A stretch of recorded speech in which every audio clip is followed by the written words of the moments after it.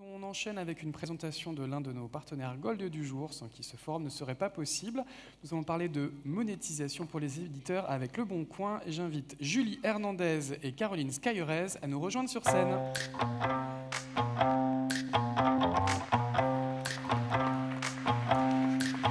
Julie et Caroline qui nous rejoignent. Bonjour à toutes les deux. La scène est pour vous pour 20 minutes. Je ne sais pas si vous m'entendez très bien. C'est bon? Ok, super. Bonjour, alors je me présente, je m'appelle Julie Hernandez et je suis chef de produit publicitaire au Bon Coin. Et Caroline Scaillerez, moi je suis responsable marketing pub au Bon Coin.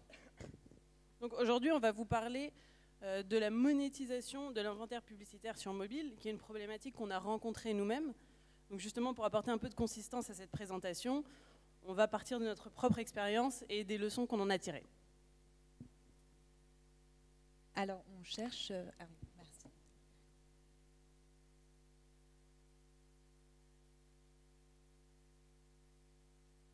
Alors, afin de remettre en perspective en fait, la raison pour laquelle Le Bon Coin, on est aujourd'hui partenaire du MMA, je vais vous rappeler rapidement quelques chiffres clés. Donc aujourd'hui, Le Bon Coin, c'est 27 milliards de valeur économique et 110 millions de transactions en 2018. Mais c'est avant tout aujourd'hui le 6e site le plus consulté en France, avec 27 millions de visiteurs uniques par mois en moyenne. Et notamment, on est le premier site français du top 10 des sites en France, et on est assez fiers de le dire. C'est également 31 millions de téléchargements de l'application mobile sur Android et iOS depuis leur création en 2012. Donc là, je vais enfoncer des portes ouvertes, mais c'est vrai que depuis quelques années, on constate une vraie bascule de notre audience depuis le desktop vers le mobile. Et aujourd'hui, 72% de notre audience vient d'un device mobile, donc de nos apps ou de notre site sur mobile. Cependant, en fait, on constate toujours une sous-monétisation de nos apps. Et comme vous pouvez le voir sur le graphique qui est derrière moi, en fait, nos apps, pour 43% des visites générées, on ne génère uniquement que 14% de notre CA. À l'inverse, sur la web, en fait, pour 28% des visites, notre CA publicitaire desktop représente toujours 54% de notre CA. Et c'est un vrai problème pour nous, puisqu'en fait, aujourd'hui, le CA pub, c'est l'une des 3 sources de revenus du Bon Coin. Et c'est un vrai enjeu, en fait, d'avoir une telle dichotomie entre la partie web et app. Oui, il y a une question qui découle directement de ça, c'est comment est-ce qu'on arrive à faire mieux demain et comment est-ce qu'on profite, on tire parti de la bascule de trafic vers le mobile. Donc on s'est dit, on va faire simple, on va revenir au basique et on va reprendre la définition même du revenu publicitaire et ça va nous permettre d'avoir une liste de leviers en face desquels on va mettre des solutions qui vont être très concrètes et au final rapidement activables. Donc si on regarde cette formule, on voit qu'on a 3 leviers différents. On a l'inventaire, donc l'inventaire publicitaire, et si on fait une analogie, au final, c'est notre stock de vente. Et on a 2 autres leviers qui vont se rapporter aussi à cette idée de stock, puisqu'on va avoir la demande, donc ça va être notre capacité à écouler ce stock au final, et le prix de vente, donc il va être notre capacité à bien le valoriser. Ça peut avoir l'air simple, mais on va voir en rentrant un peu plus dans le détail qu'au final, chacun de ces leviers va avoir des limites qui peuvent être techniques, qui peuvent être pratiques. Et donc c'est Caroline qui va rentrer un peu dans le détail de ces problématiques et après en face on apportera des solutions. Alors commençons par le premier levier, l'inventaire. Donc ce que je vais rappeler ici peut paraître assez évident, mais je pense que c'est important de l'avoir en tête. Donc tout d'abord en fait la surface d'un ordinateur et l'écran est bien plus large qu'un écran mobile. Donc de fait, on ne peut pas afficher autant de pubs sur un device mobile que sur un ordinateur.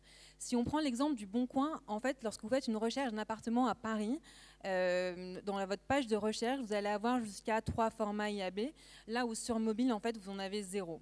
Donc déjà, on a une vraie dichotomie en fait, entre l'affichage de pubs sur mobile et sur ordinateur. De plus, en fait, de par la taille de l'écran, certains formats qu'on monétise très bien aujourd'hui, comme par exemple le masthead, qui est une grosse bannière sur ordinateur, en fait, ne peuvent être présents sur mobile. Et aujourd'hui, en fait, le masthead, par exemple, c'est notre 2e meilleur ICPM derrière l'habillage, mais devant l'interstitiel mobile. Et ce qui fait que, en fait, de ces 2 points résulte le fait que l'ICPM par page sur mobile est largement inférieur à notre ICPM par page sur desktop. Et comme je vous le disais tout à l'heure, en fait, pour 50% de chargement de page mobile, on est à moins de 15% de notre monétisation sur mobile. Et là, on a 3 pistes différentes. On va les évoquer une par une.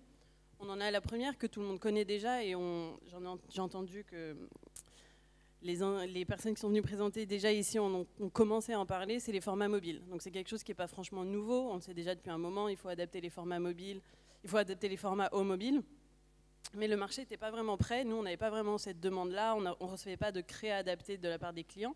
Et dernièrement, on a vu vraiment l'émergence de cette nouvelle typologie de format avec la vidéo verticale ou avec chez nous aussi des idées comme d'adapter nos annonces sponsorisées en les rendant beaucoup plus grandes, beaucoup plus imposantes pour répondre à la contrainte visuelle du mobile. Donc ça, c'est une manière. Et il y en a une autre qui a été d'adapter l'emplacement de nos formats.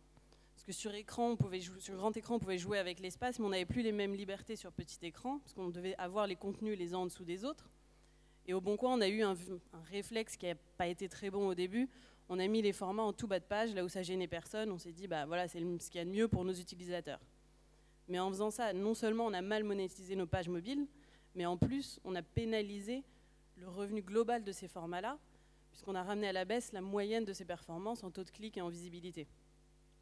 Donc aujourd'hui, on travaille beaucoup pour corriger ça. C'est ce qu'on fait avec nos formats qui ont le plus fort potentiel business. On teste beaucoup d'emplacements, mais sans oublier l'expérience de nos utilisateurs, puisqu'on va systématiquement s'appuyer sur des A/B tests pour identifier le seuil à partir duquel on va perturber leur expérience. Et enfin, donc, le troisième point sur la manière de s'adapter aux usages du mobile, c'est de miser sur les nouveaux carrefours d'audience. Pourquoi? Parce que sur notre site internet, on a 3 pages pubées. Et ces 3 pages pubées, elles représentent 90% du total des chargements de pages du site.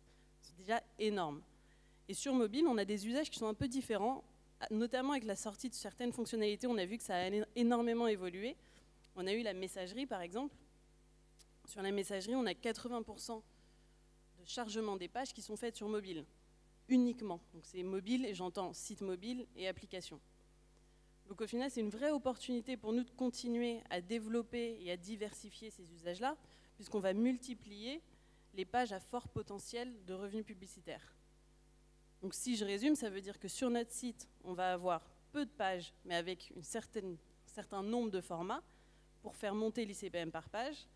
Et sur mobile, on va avoir plus de pages pubées, mais avec un peu moins de formats, parce qu'on va répondre à la contrainte de surface pubable qui est plus la même sur petit écran que sur grand écran.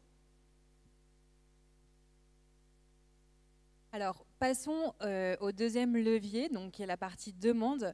J'ai rappelé un chiffre clé qui a été publié par le SRI. Au premier semestre 2018, le device mobile est devenu le premier média investi digital devant le web, avec 51% des investissements mobiles. Cette croissance est notamment tirée par le display qui aujourd'hui capture plus de 60% de la croissance des investissements mobiles, et tout particulièrement par le programmatique. Selon eMarketer, dans les années à venir, le programmatique mobile représentera entre 70 et 80% en fait, des investissements qui seront faits sur mobile.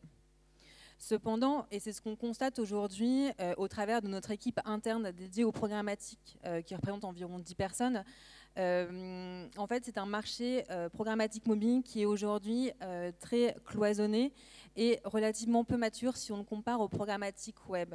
En fait, c'est un marché qui est cloisonné car contrairement au web où aujourd'hui, via AdExchange, Google AdExchange ou AppNexus, en fait, vous avez accès à une grande partie de la demande programmatique sur le web. Aujourd'hui, sur la partie mobile, en fait, vous avez vraiment une émergence de nombreux acteurs spécialisés.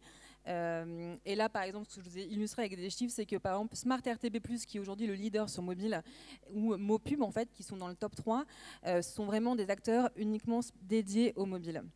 Enfin, c'est un marché peu mature et moins mature que le web, car aujourd'hui, en fait, pour accéder à une demande, par exemple, programmatique mobile, vous devez installer un SDK pour un éditeur. Or, l'installation d'un SDK est vraiment assez lourde techniquement d'un point de vue produit, car cela en fait alourdit le poids de l'application mobile, cela augmente le risque de bug et surtout en fait il y a autant de SDK que de partenaires mobiles. Ainsi, d'un point de vue technique, c'est une vraie contrainte pour nous. Là où aujourd'hui sur le web, grâce aux techniques de médiation ou de header bidding, en fait, vous avez accès aux différentes sources de demande. Aujourd'hui, ce qu'on va appeler le app bidding, donc l'équivalent du header bidding sur les apps mobiles, en fait, n'en est aujourd'hui qu'à ses tout débuts, et c'est une techno qui est encore assez peu mature. On a un constat qui est très clair aujourd'hui, c'est que c'est difficile parce que le marché est cloisonné et peu mature, mais on a quand même une opportunité mobile et on est obligé du coup de suivre les règles du marché. Et c'est ce qu'on a commencé à faire déjà l'année dernière, parce qu'on a créé des partenariats stratégiques avec des acteurs spécialisés comme Smart Ad Server. Et on a vu que cette stratégie elle a rapidement été payante, puisqu'on a comparé les performances de nos campagnes programmatiques avec celles de nos campagnes gré à gré. Et on a vu qu'avec ce nouveau flux programmatique, on a réussi à multiplier par 3 l'ICPM moyen de nos formats IAB mobiles et quasiment par 2 celui de notre interstitiel. Donc ça a été un constat, un succès majeur, et au final, il y a des impacts techniques, mais surtout business, qui vont être énormes et qui vont être rapides à implémenter.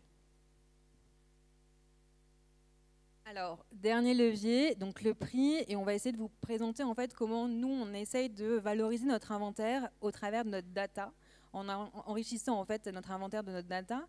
Je pense que ça n'a échappé à personne ici. En fait, depuis le 25 mai et la mise en place de RGPD, en fait, pour les éditeurs, nous sommes dans l'obligation en fait, de recueillir le consentement explicite des utilisateurs pour l'utilisation des data mobiles, en fait, notamment la data géoloc et l'identifiant mobile, qui permet notamment de faire de la segmentation cross-device.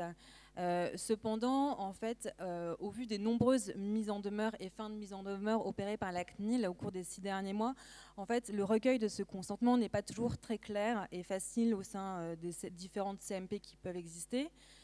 Cependant, ce qu'on constate d'un point de vue de notre régie, c'est qu'on a une demande qui est sans cesse croissante d'un point de vue des annonceurs, en fait, et qui nous demandent de pouvoir utiliser notre data géoloc pour faire notamment de la mesure de right to store et pouvoir mesurer l'apport incrémental en fait, des campagnes publicitaires en magasin, ou encore utiliser par exemple l'identifiant mobile afin de mesurer la pression publicitaire sur un individu. Au final, donc on a un contexte légal qui est difficile et qui est lourd à porter, mais on n'a pas le choix, il faut qu'on trouve des solutions pour valoriser notre inventaire mobile. Et ça se fait par une connaissance pointue de nos utilisateurs. Ça veut dire qu'on va chercher à tout prix à avoir une photographie complète de leur comportement en les retrouvant d'une plateforme à une autre. Pour ça, on a le compte. Pourquoi ? Parce que si un utilisateur n'est pas logué, on ne va pas pouvoir le retrouver d'une plateforme à une autre. Mais s'il est logué, ça veut dire qu'en publicité, on a vraiment tout gagné.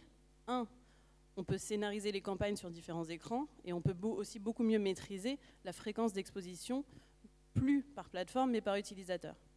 Et au centre de tout ça, il y a vraiment le mobile, parce qu'au Boncoin en particulier, on a 3 fois plus de visites loguées sur nos applications déjà que sur notre site. Donc si on arrive à activer cette synergie entre le site et les applications, c'est là qu'on améliore nettement la qualité de notre donnée, du coup les performances de nos campagnes et l'ICPM moyen mobile, mais aussi par effet ricochet un peu celui de toutes les autres plateformes. Ça, c'était pour conclure sur les 3 leviers, et pour conclure de manière plus générale la présentation, je voudrais vraiment insister sur le fait que c'est la publicité qui est au service de cette vision-là, mais c'est aussi toute la stratégie produit qui doit l'être. Parce que c'est à nous de créer de la valeur ajoutée aux utilisateurs pour qu'ils se loguent et pour qu'ils se connectent à leur compte. Ça doit forcément être un deal qui est gagnant-gagnant, parce qu'on ne peut pas créer une opportunité business sans rien offrir à nos utilisateurs. C'est ce qu'on a commencé à faire au Boncoin. On en a parlé un petit peu plus tôt avec la messagerie, avec le paiement entre particuliers. Et c'est ce qu'on va essayer de faire aussi l'année prochaine. Ce qu'on va proposer par exemple aux utilisateurs logués d'avoir une page d'accueil personnalisée selon leur historique de navigation et leur géolocalisation. Donc ils auront accès à du contenu plus pertinent, plus rapidement que les utilisateurs non logués. Et c'est là qu'on se dit que le produit et la publicité arrivent à vraiment bien fonctionner ensemble et qu'on arrive à s'adapter, mais surtout on arrive à participer à l'évolution des usages mobiles. Et puis c'était tout pour nous. Merci beaucoup.